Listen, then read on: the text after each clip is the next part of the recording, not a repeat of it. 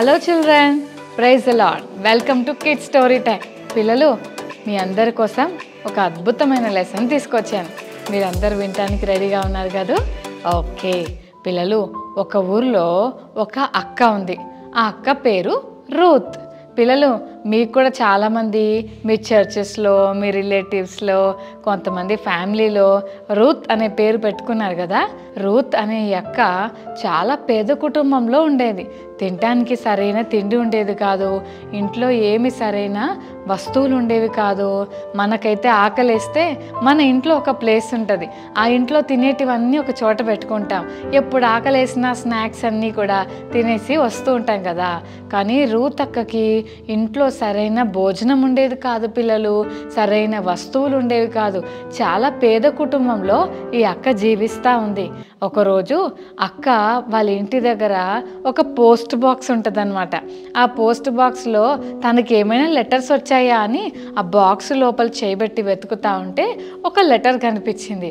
అబ్బో, నాకు ఒక లెటర్ వచ్చిందా, ఎవరు రాశారబ్బా అని ఆలోచన చేస్తూ ఆ లెటర్ ఓపెన్ చేసింది పిల్లలు. ఆ లెటర్కి ఎక్కడి నుంచి వస్తుందో అడ్రస్ లేదు, అంతేకాదు స్టాంపు కూడా లేదు. అయితే ఆ లెటర్లో ఇలా రాసింది, రూత్, ఈ సాటర్డే మీ ఇంటికి నేను రావాలనుకుంటున్నాను, ఓకేనా? అక్కడికే వస్తున్నాను, అక్కడ దాకా వస్తున్నాను కదా అని మీ ఇంటికి కూడా వస్తాను రూత్ అని చెప్పి ఆ లెటర్లో రాసింది పిల్లలు. ఇంతకి కింద లవ్ యూ ఫ్రమ్ జీసస్ అనుంది. అబ్బా, దేవుడు నా ఇంటికి వస్తాడా, జీసస్ మా ఇంటికి వస్తాడా? అబ్బో, నేను ఇప్పుడు ఏం చేయాలి? నా దగ్గరతో ఏమి లేవు. మరి జీసస్ వస్తే ఏమన్నా మంచి భోజనం పెడదామంటే నా దగ్గర డబ్బులు లేవు కదా, ఎట్లా చేయాలా అని ఆలోచిస్తుంది పిల్లలు.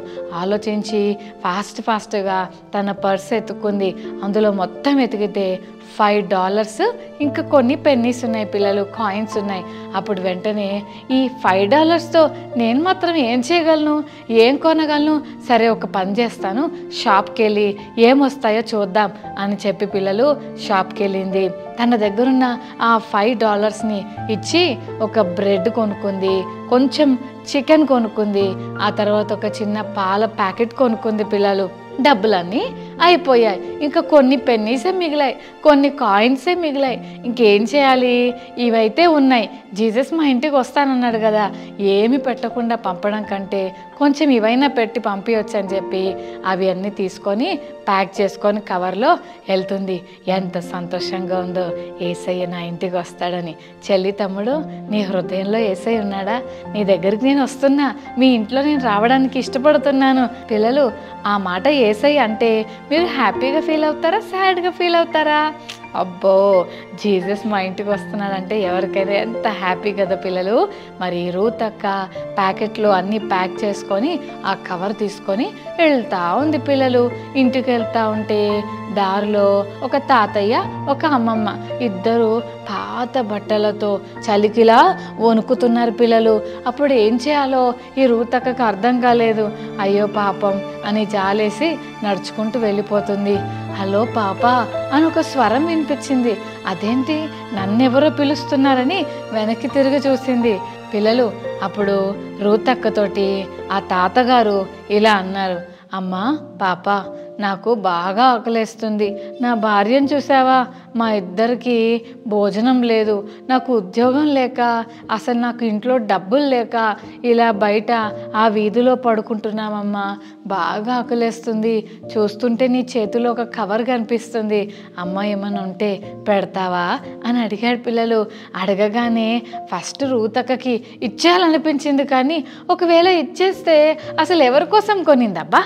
మీకు గుర్తుందా పిల్లలు, ఎవరి కోసం కొనింది? జీసస్ కోసం కదా. ఏం చేయాలని అప్పుడు తాతగారు, ఏమనుకోకండి అమ్మమ్మ, మిమ్మల్ని చూస్తే నాకు చాలా జాలేస్తుంది, కానీ ఖచ్చితంగా నేను ఒక చాలా ఇంపార్టెంట్ పని మీదే వెళ్తున్నాను. నా కోసం కొనుక్కుంటే తప్పకుండా మీకు ఇచ్చేసేదాన్ని, కానీ మా ఇంటికి ఒక స్పెషల్ గెస్ట్ వస్తున్నాడు అమ్మమ్మ, అందుకని ఆయన కోసం కొనుక్కొని వెళ్తున్నాను, ఏమనుకోకండి ప్లీజ్ ప్లీజ్ అని బతిమలాడింది. అప్పుడు ఆ తాతయ్య అన్నాడు, అమ్మా పర్వాలేదులే అమ్మా, నువ్వు కూడా మంచి మాట చెప్తున్నావు కదా, ఎవరో గెస్ట్లు వస్తారంటున్నారు కదా, ఓకే అమ్మా తీసుకెళ్ళులే అని చెప్పాడు పిల్లలు. అప్పుడు అక్క అలా కవర్ పట్టుకొని, అయ్యో ఎందుకు నేను ఇవ్వలేకపోయాను, చాలా బాధేస్తుంది, వాళ్ళ పరిస్థితి చూస్తే ఆ పేదరికం చూస్తుంటే చాలా బాధేస్తుంది, అసలు నిజంగా అవసరతలో ఉన్న వాళ్ళకి మనం సహాయం చేయాలి కదా అని ఆలోచన చేస్తూ వెనక్కి వెళ్ళిపోతున్నక్క ఒక్క నిమిషం ఆగి వెళ్ళిపోతున్న ఆ అమ్మమ్మ తాతయ్యను చూసి, అమ్మమ్మ తాతయ్య ఒక్క నిమిషం ఆగండి, ఏం కాదులే, ఇవి తీసేసుకోండి, మీరు ఇవి తీసేసుకొని భోజనం చేసేసేయండి, నేను ఏదో ఒక రీతిగా మా ఇంటికి వచ్చే గెస్ట్కి నేను భోజనం ఏర్పాటు చేస్తానులే, మీరు తీసుకోండి అని చెప్పి ఇచ్చేసింది పిల్లలు. ఎప్పుడైతే ఈ అక్క వాళ్ళకి భోజనం ఇచ్చిందో అమ్మమ్మ తాతయ్య చాలా హ్యాపీగా ఫీల్ అయ్యి, థ్యాంక్ యూ అమ్మ, మాకు చాలా సంతోషంగా ఉంది, బాగా ఆకలిగా ఉందమ్మా, నువ్వు ఇచ్చిన భోజనం కడుపు నిండా తింటామమ్మా అని చెప్పి ఆ భోజనం తీసుకున్నారు. కాసేపు అయింది, అక్క వెంటనే తను కప్పుకున్న ఆ స్వెటర్ని తీసుకొని, అమ్మమ్మ మీకు బాగా చలేస్తుంది కదా, ఈ స్వెటర్ కూడా ఉంచేసుకోండి అని చెప్పి తన దగ్గరున్న తను వేసుకున్న స్వెటర్ తీసుకెళ్ళి అమ్మమ్మ కప్పేసింది. తాతయ్య అలాగే చూసి చాలా థ్యాంక్ఫుల్గా ఫీల్ అయ్యాడు పిల్లలు. వెంటనే రూతక్క వాళ్ళకైతే భోజనం ఇచ్చేసింది, పాల ప్యాకెట్ ఇచ్చేసింది, స్వెటర్ కూడా ఇచ్చేసింది. ఇప్పుడు జీసస్కి పెట్టడానికి ఏమీ లేవు. అలాగే అక్క ఇంటికి వెళ్ళిపోయి ఏదో ఒకటి చేద్దాంలే అని ఇంటికి వెళ్ళిపోయింది పిల్లలు.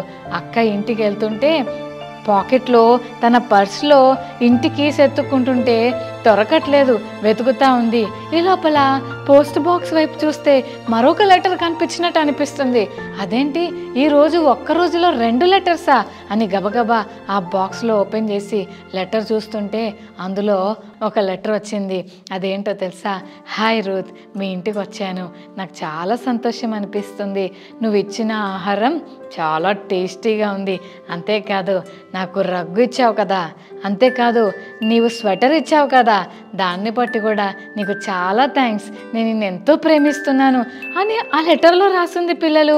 కింద విత్ లవ్ ఫ్రమ్ జీసస్ అని ఉంది పిల్లలు. అక్క ఆశ్చర్యపోయింది.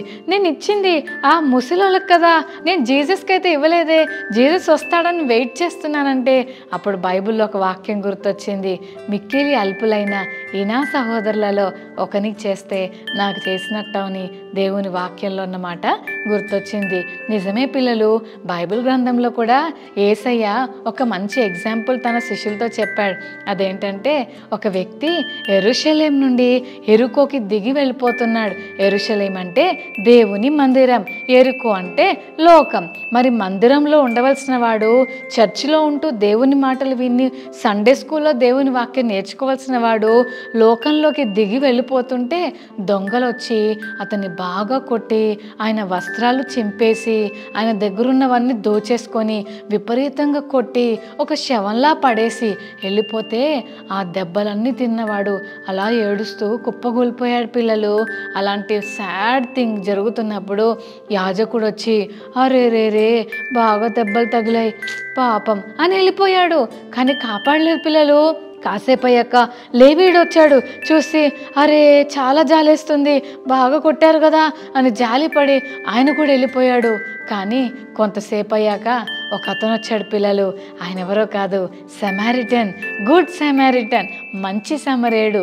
నిజంగా అతను తన వాహనం మీద వచ్చి ఆయన దగ్గర కూర్చొని పడిపోయిన ఆయన దగ్గర కూర్చొని నూనె ద్రాక్ష రసము అతనికి పూసి అతని దెబ్బలన్నీ కట్టి అతన్ని ఎత్తుకొని తన వాహనం మీద తీసుకెళ్ళి పూటకుల్లవని ఇల్లనే ఒక ఇంట్లో అతన్ని చేర్చి, ఇతన్ని జాగ్రత్తగా చూసుకోండి, ఇతనికి ఏమైనా కావాలంటే నేను మళ్ళీ బిల్ పే చేస్తాను, ఇదిగో నా దగ్గర ఉన్నవన్నీ తీసుకోండి, ఇంకా ఏమన్నా అవసరమైతే నేను నెక్స్ట్ టైం వచ్చినప్పుడు పే చేస్తాను, కానీ ఇతనికి మాత్రం ఏం తక్కువ చేయకండి అని చూసుకున్నాడు పిల్లలు.